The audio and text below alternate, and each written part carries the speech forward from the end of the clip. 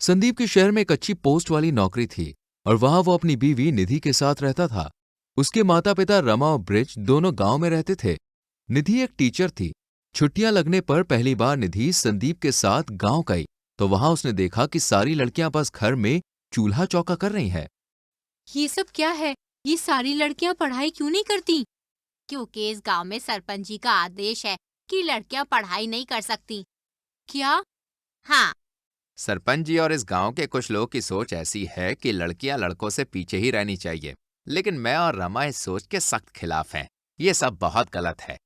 गांव में कई सारी लड़कियां हैं जिन्हें पढ़ लिख कर अफसर बनना है, डॉक्टर बनना है, पुलिस वाली बनना है, लेकिन वो किसी को कुछ बोल भी नहीं पाती। कोई बात नहीं माँ जी, अब मैं आ गई हूँ ना, मैं सरपंच जी से बात कर लूंगी। निधि, जो बदलाव इतने सालों तक नहीं हो पाया वो अब तुम्हारे आने से कैसे होगा? ये गांव लड़कियों का नहीं है। संदीप, अगर हम में से किसी ने आवाज नहीं उठाई तो सरपंच और चौड़ा हो जाएगा और अपना हुक्म चलाता ही रहेगा। लेकिन बहू। निधि ने किसी की बात नहीं सुनी और सरपंच के पास चली गई।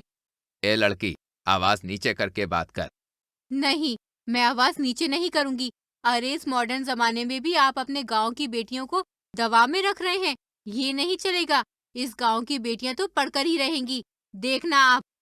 निधि ने अब सारी लड़कियों के लिए एक छोटा सा स्कूल खोल दिया, लेकिन उसके घर वाले इस सबके खिलाफ थे। कुछ लड़कियों ने हिम्मत दिखाकर स्कूल में पढ़ने का तय किया, लेकिन कुछ घर पर ही डर कर दबी रहीं। सरपंच ये सब देखकर बहुत गुस्सा हो गया और उसने निधि के स्कूल को तोड़कर उसे चेतावनी दे दी।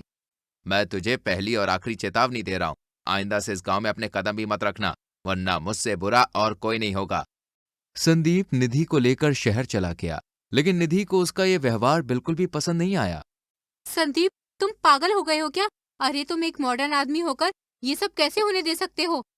निधि, हम अकेले हैं, लेकिन सरपंच की पहुंच बहुत लंबी है। हम चाहकर भी गांव में बदलाव नहीं ला सकते हैं। निधि ने संदीप को बिना बताए गांव में पुलिस ले जाने का तय किया, लेकिन सरपंच ने पुलिस सहित निधि को भी जान से मार दिया। ये बात किसी को भी पता नहीं चली और संदीप को ऐसा लगा कि निधि शहर में ही कहीं खो गई है।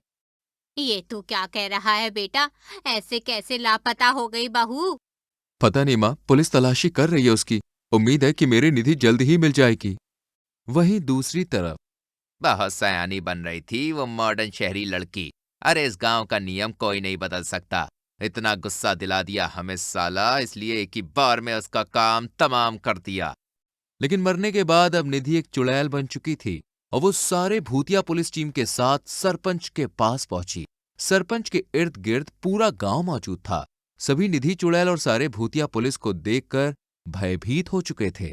निधि ने सबको सरपंच की असलियत बताई और साथ ही बताया कि कैसे उसने उसे और साथी और पुलिस वालों को मारा। क्या इसका मतलब तू चुड़ैल बन चुकी है बहू?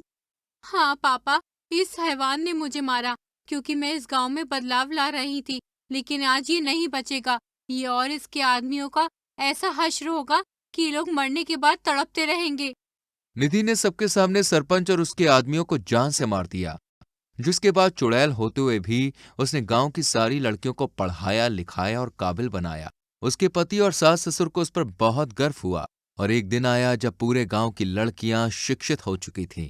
सभी ने निधि चुड़ैल को खूब सम्मानित किया और इस तरह गांव अब पूरी तरह से बदल चुका था। हमें हमारी पुरानी संस्कृति और रीति रिवाज नहीं भूलने चाहिए, लेकिन पुरानी सोच रखकर भी नहीं चलना चाहिए। मॉडर्न जमाने के अनुसार चलकर ही सबका भला होगा, वरना हम वहीं के वहीं रह जाएंगे।